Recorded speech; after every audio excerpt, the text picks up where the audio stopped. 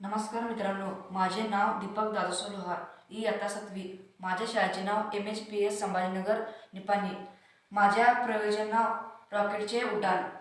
हे रॉकेट आम्ही कुठल्याही पृथ्वीवरून कुठल्याही अवकाशात वस्तू नेण्याचा उपयोग करतात.